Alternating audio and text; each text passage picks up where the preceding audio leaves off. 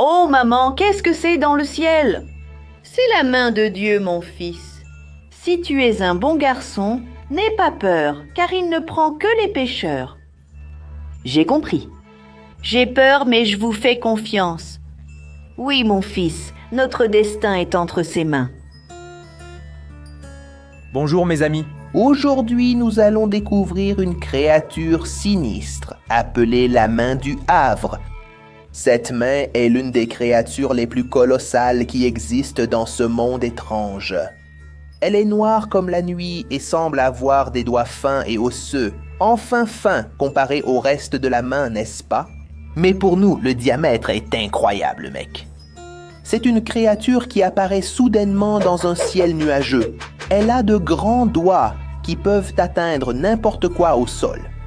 On sait que la créature est calme et neutre, du moins au début, n'est-ce pas?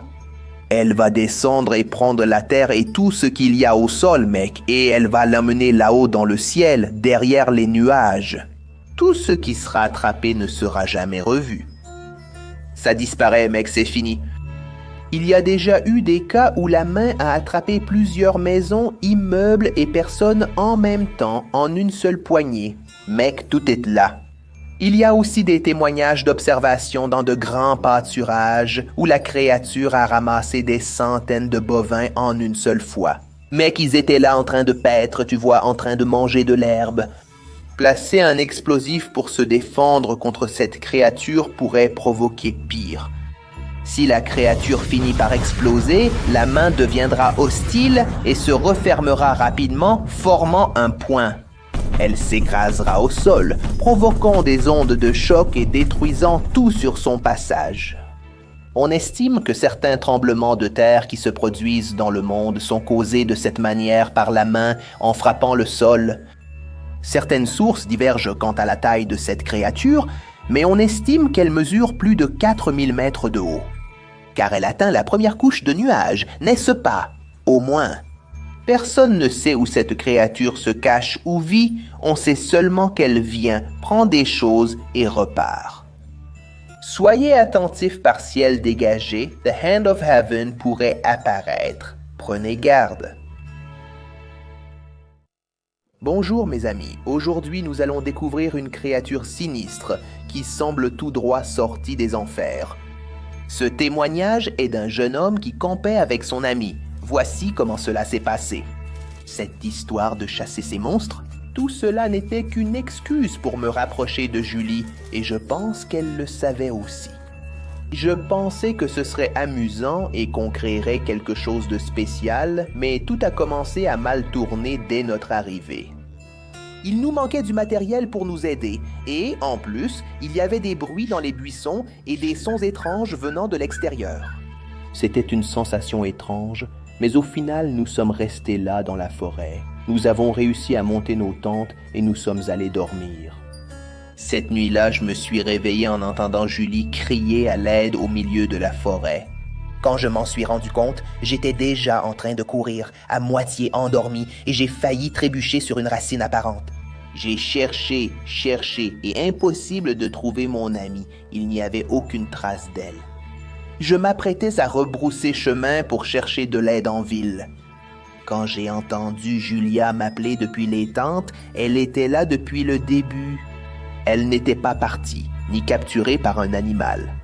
Alors, une main étrange est apparue et s'est refermée autour de ma cheville. Quand je me suis retourné, j'ai vu ce lapin. J'étais en train d'être traîné vers l'obscurité, mais je crois que c'est Dieu qui est intervenu à ce moment-là. J'ai réussi à m'échapper, mec.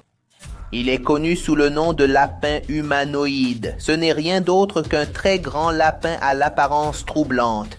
Frérot, et non, ce n'est pas un humain déguisé en lapin comme Custom Man. C'est vraiment un animal en chair et en os. Il dégage une odeur horrible, mec, et il a une force surhumaine. Il habite les forêts et peut même se cacher dans des buissons en ville pendant la période de Pâques. Et il a l'habitude de chasser en utilisant ses longs bras pour attirer ses victimes. Il imite les voix de façon incroyable. Il peut faire en sorte que la victime entende une personne qu'elle connaît ou même un membre de sa famille, augmentant ainsi les chances d'attirer la personne dans le piège, n'est-ce pas? À ce moment, Lapin humanoïde emmène la personne dans son terrier pour se nourrir. Imagine combien de personnes n'ont pas pu raconter leur histoire parce qu'elles ont été dévorées par cette créature. Alors faites attention, mes amis. Il y avait une petite ville qui organisait autrefois un festival de cirque. C'était un événement très attendu par tous, où enfants et adultes se réunissaient pour s'amuser avec les spectacles de jongleurs, de trapézistes et de clowns. Mais il y avait un clown en particulier qui attirait l'attention des enfants. Ce clown était différent, car lorsqu'il entrait en scène, tout le monde le remarquait immédiatement. Son nom était Clown Balaya. Ce nom de scène était probablement dû à sa taille gigantesque. Il était tellement gros, mais tellement gros qu'il avait même du mal à se déplacer. Un autre fait curieux, c'est qu'il n'aimait pas qu'on l'appelle ainsi.